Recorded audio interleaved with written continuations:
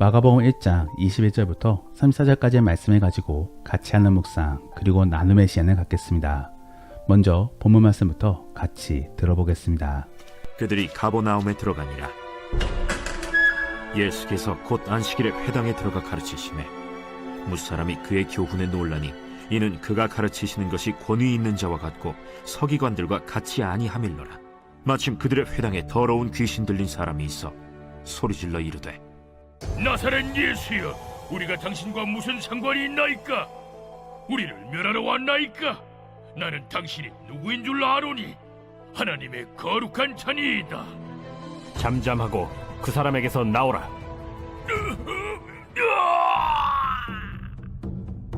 더러운 귀신이 그 사람에게 경련을 일으키고 큰 소리를 지르며 나오는지라. 다 놀라 서로 물어 이르되 이는 어찌미냐? 권위 있는 새 교훈이로다. 더러운 귀신들에게 명한 즉 순종하는도다. 예수의 소문이 곧 온 갈릴리 사방에 퍼지더라. 회당에서 나와 곧 야고보와 요한과 함께 시몬과 안드레의 집에 들어가시니 시몬의 장모가 열병으로 누워있는지라. 사람들이 곧 그 여자에 대하여 예수께 여짜온대 나아가사 그 손을 잡아 일으키시니 열병이 떠나고 여자가 그들에게 수종드니라. 저물어 해질 때에 모든 병자와 귀신 들린 자를 예수께 데려오니 온 동네가 그 문 앞에 모였더라. 예수께서 각종 병이 든 많은 사람을 고치시며 많은 귀신을 내쫓으시되 귀신이 자기를 알므로 그 말하는 것을 허락하지 아니하시니라. 오늘날에 우리가 예수님을 믿기 위해서는 우리 스스로가 납득할 만한 근거가 있어야 되는 것입니다. 그리고 그 근거는 말씀을 통하여 발견할 수 있습니다. 즉 말씀에서는 하나님이 어떻게 역사하시고 우리에게 어떠한 축복을 주실 것인지를 말씀해주고 있는 것입니다. 그런데 그러한 사실들을 우리의 눈으로 목도하고 인정해야지만이 믿음이 생겨나는 것입니다. 그러면 어떠한 사람들은 믿음은 우리의 인지 능력으로 얻은 것이 아니냐고 물어볼 수 있습니다. 그러므로 은혜가 맞냐고 물어볼 수 있는 것입니다.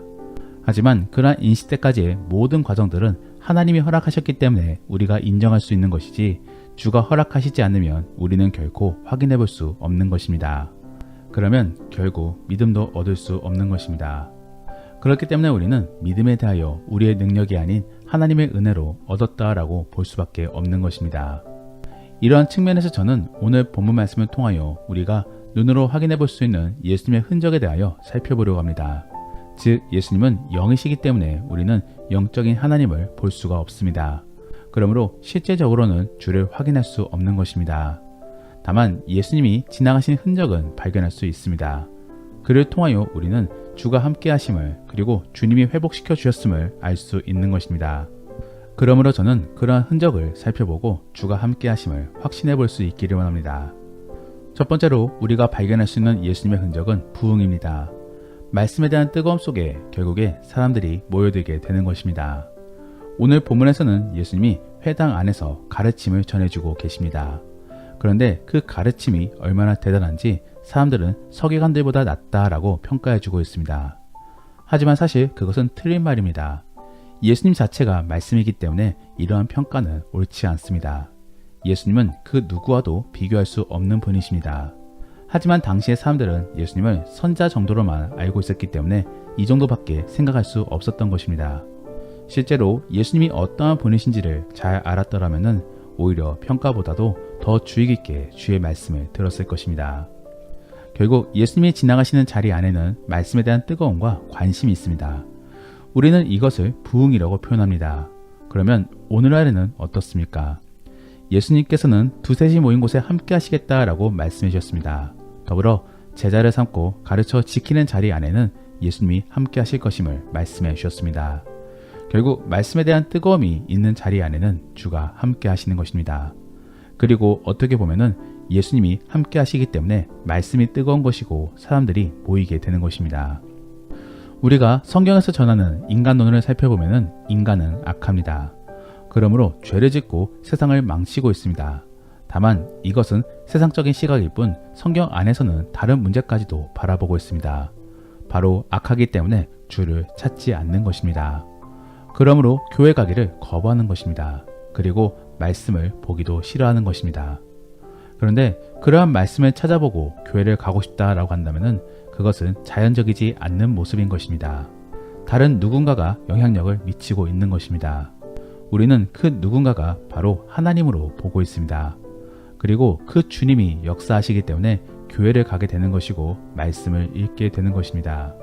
결국 우리가 신앙생활에 잘 참여한다라고 한다면은 다른 누군가가 개입하고 있는 것이며 그분이 바로 예수님이기 때문에 우리는 이것을 예수님의 흔적이라고 볼 수 있는 것입니다.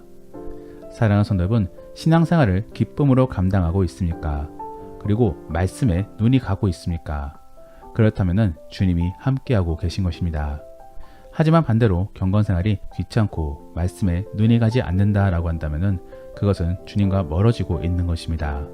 그러므로 우리는 이러한 사실들을 잘 점검해 보므로 주님과 가까워지려고 노력해야 될 것입니다.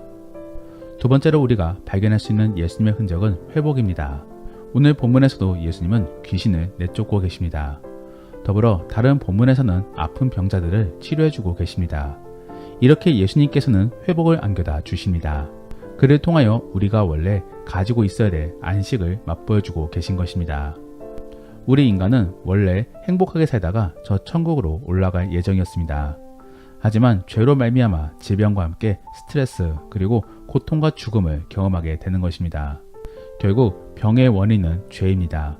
그 죄로 인하여 세균과 바이러스 그리고 사나운 짐승 및 자연 환경들이 우리를 공격하고 있는 것입니다. 더불어 우리 스스로도 옥죄임으로 고통 속에 살고 있는 것입니다. 예수님께서는 자신을 만나면 어떻게 되는 것인지를 치유를 통하여 보여주고 계십니다. 그러므로 예수님을 만나면 회복이 있는 것입니다. 그러면 우리의 신앙생활로 돌이켜 보겠습니다.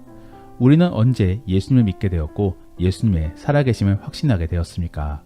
바로 무언가가 회복되었을 때 믿게 되는 것입니다. 개인적인 것이나 공동체적인 것 혹은 상황적으로 회복을 경험했기 때문에 우리는 하나님의 살아 역사하심을 느끼고 믿는 것입니다. 그러면 그러한 역사하심이 한 번만 있겠습니까? 예수님께서는 계속적으로 회복을 주십니다. 그래서 첫 천국에서는 영원한 회복을 경험하게 만들어 주시는 것입니다. 그러므로 우리는 계속적으로 주가 주시는 회복을 경험해야 되는 것입니다. 그리고 기대해야 되는 것입니다. 만일 우리의 신앙 공동체 안에서 회복을 경험하고 있다라고 한다면 하나님의 살아 역사하심을 떠올려 보시기를 바랍니다. 그래서 감사하고 다른 회복도 기대해 보시기를 바랍니다. 마지막으로 우리가 발견할 수 있는 예수님의 흔적은 소문입니다. 바로 주가 왔다 가심에 대한 소문이 퍼져나가야 되는 것입니다. 분명 예수님께서는 귀신들에게 자신이 메시아이심을 밝히지 말라라고 명하셨습니다. 하지만 치유받는 사람들은 돌아가 전할 수밖에 없는 것입니다. 그것도 은혜를 갖기 위함이 아닌 기쁨으로 그리고 신기함으로 전할 수밖에 없는 것입니다. 우리 교회 안에도 혹은 믿음의 공동체 안에도 이러한 소문이 흘러나와야 되는 것입니다. 그래서 회복의 기쁨과 말씀의 뜨거움을 전해줘야 되는 것입니다. 어떠한 사람들은 부흥이 사람이 늘어나는 것으로 오해하는 경우들이 있습니다. 하지만 그렇지 않습니다.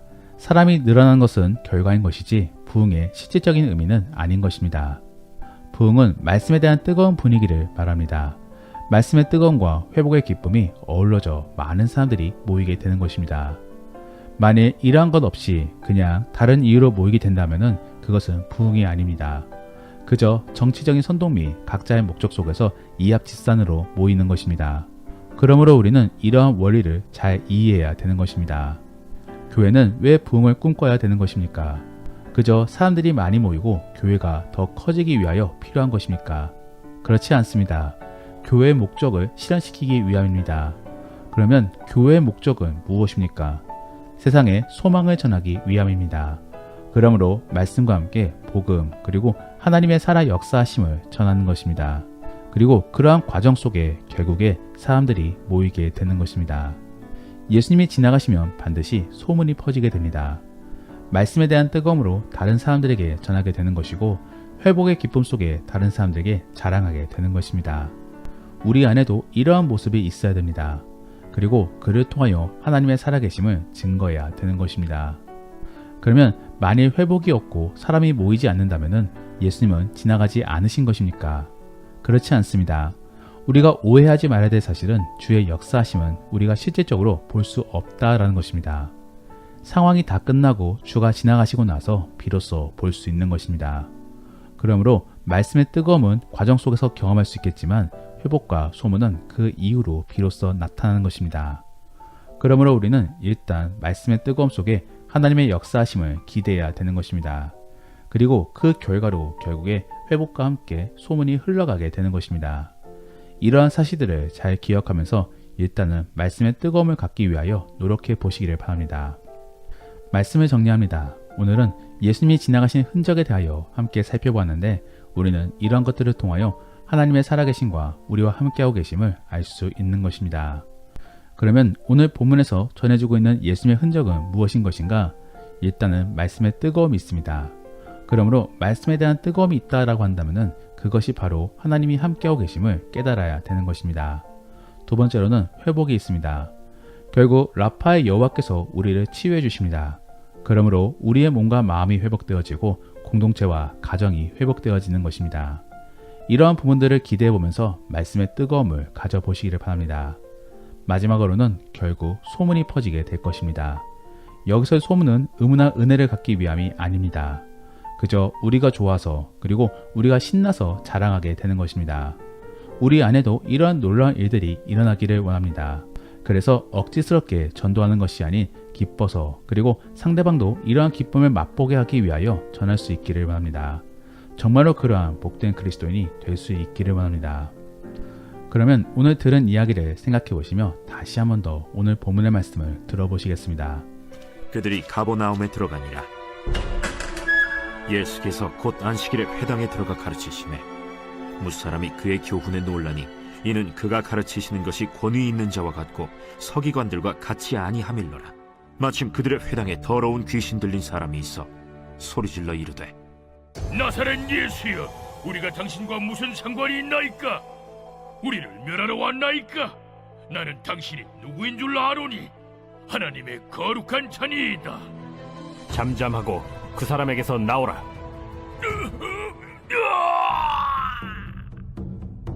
더러운 귀신이 그 사람에게 경련을 일으키고 큰 소리를 지르며 나오는지라. 다 놀라 서로 물어 이르되 이는 어찌미냐? 권위 있는 새 교훈이로다. 더러운 귀신들에게 명한즉 순종하는도다. 예수의 소문이 곧 온 갈릴리 사방에 퍼지더라. 회당에서 나와 곧 야고보와 요한과 함께 시몬과 안드레의 집에 들어가시니 시몬의 장모가 열병으로 누워있는지라.